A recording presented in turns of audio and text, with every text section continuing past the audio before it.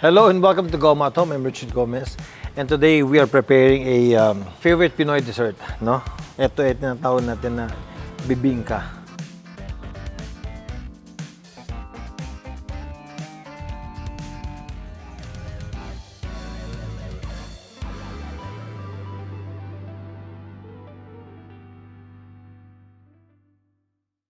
So ang unahin natin, itong rice natin. So we'll put in about mga 2.5 cups of rice. Pero huhugasan ko muna to. You know, when they stock this sa mga bodega, sometimes napupuno ito ng alikabok. So what you want is just to wash it. So malinis na yung rice natin. Back to the kitchen tayo. So lagyan natin yung gata natin. Dito. So we'll put in about mga 5 cups of itong coconut cream natin. My favorite coconut cream. Sarap talaga ito. Ay, ang sarap. Lagyan ng rice natin. Dito natin lulutuin. Dito natin lulutuin yung kanin natin. No? Remember this rice. So, mag-expand ito. Lalaki ito. Good. Hanggang sa maluto siya. There you go. Okay. So, while we're cooking this, ang gawin natin, lalagyan natin siya ng konting salt. Yung coconut milk, sa mga desserts nila, ilalagyan nila ng salt. Nang sa ganun, mag-separate yun, no? Para mag-separate yung taste ng, for example, one taste, ito yung kanin, yung malagkit na may coconut. Tapos iba pa yung asukal. Para pag kinaya mo, nakita mo may layers of flavor. So, yun pala yung technique doon. Okay, so I'll put in my sugar. So with this one, about 2.5 cups of rice. Tapos nilagyan natin tinansya ko lang kasi siguro mga 4 to 5 cups of coconut cream. And then lagyan siguro mga about 3/4 cup of sugar para hindi siya masyadong matamis. Kasi sa ibabaw gagawa pa tayo ng pinakalatik niya, so matamis ulit yun. Yan. Hey, come on! Ito, meron kaming mga pandan dito. So gawin natin, kuha tayo mga, garo na sila dito. So kuha tayo ng 2 dahon. Yan o. Ito lang. Ito lang kailangan natin. Bango na to para sa rice. Let's go. Lalagyan natin ito. Hugasan ng konti. Okay. We're ready to put this. Saan na iluluto natin kanin? Let's go. Putulin ko na to. Yan. So,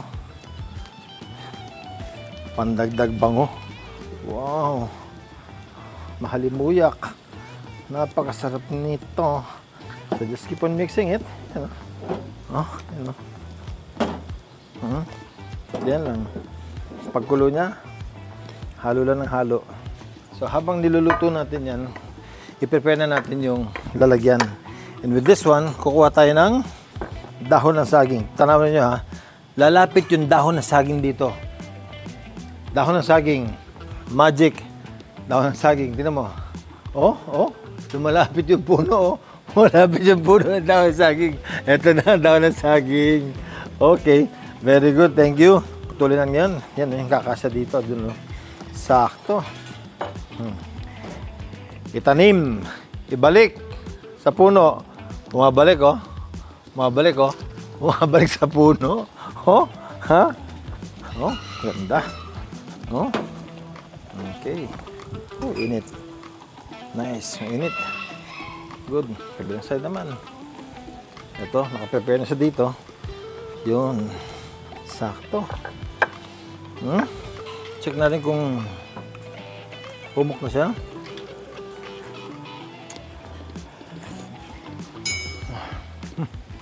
Very good.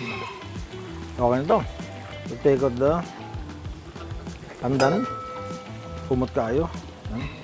Tanggalin natin yung pandan. 4 yung piraso dapat nito. Hindi dapat mawala. Yun.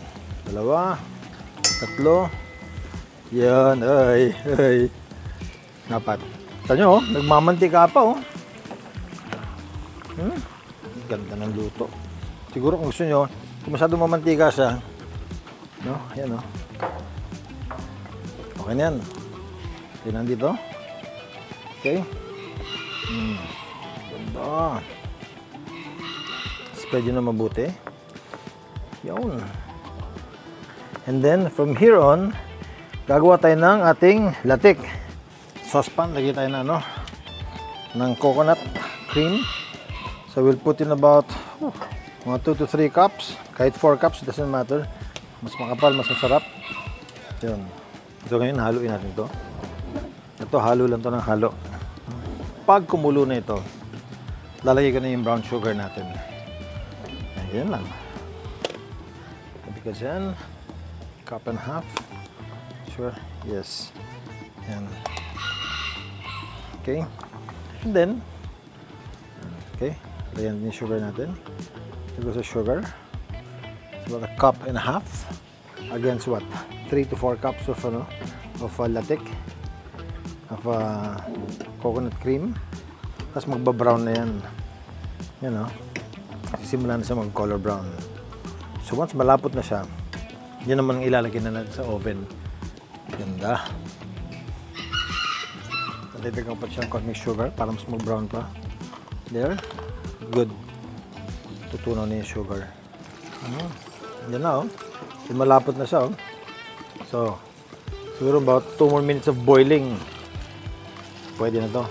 Ito talaga walang tigil. Ito, ko lang. Halo ka lang ng halo. Kaya yung mga, kung tignan nyo, yung mga lola natin, yung mga nanay natin, yung mga mahilig gumawa ng ganito, ang lalaki ng braso. No? Kasi halo lang sila ng halo. Always remember lang, pag gumawa kayo nito, tuloy-tuloy lang yung halo niya. Especially pag medyo mainit siya, yung mataas yung apoy niya, huwag niyong pabayaan kasi madali masunog. Tsaka ingat kayo sa talamsik dahil mainit to. Pag natalsikan kayo nito, napakainit nito. So, turn it off. So, depende sa inyo kung gusto niyo ba na makapal yung yung pinakalatik niya, yung pinakamatamis. So, yan.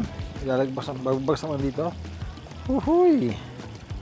Beauty, di ba? Kumukulo pa talaga, We'll spread it. Kung sa tingin natin kulang pa, dagdagan. Yun. Okay. Let's open this. Okay. Oh, mainit. Put this in for about 30 to 45 minutes. Yan. Hanggang sa mag-brown lang yung ibabaw niyan. And then we're good. Okay. Ganda Ganda ng init. Pagka-burn sa ibabaw. No? Nice one. Good So, palalamigin lang natin to. And then, banatan natin. Okay. Yan, may pinuputol na pag ganun. Paba. Yun. Yan ang slice ng ng biko ganun Yan. Diba? Wow. And here is our bibingka. Sa Bisaya, tawag dito is biko. Okay. And this one will even get better pag lumamig na siya. Maging stickier siya. Maging mas makunat siya. Pero ngayon na mainit, masarap pa rin. Pero, huwag masyadong marami kasi matamis. Hamlit tayo. Marami. Okay. Thank you so much for joining me right here in Goma Tom. Sarap yung caramelization niya dito sa ibabaw. Pa siya, Pa siyang creme brulee. Sakto. Pa siyang nagki-candy. Man. Please like, share, subscribe, and press the notification bell para alam nyo kapag meron tayong bagong video na parating, Actually, madali siyang gawin. Konti na ingredients na kailangan. Mahaba lang yung cooking time niya. Do this in your own kitchen, share it with your friends, and enjoy it with your family. I'll see you again next time right here in Goma at Home. Bye-bye.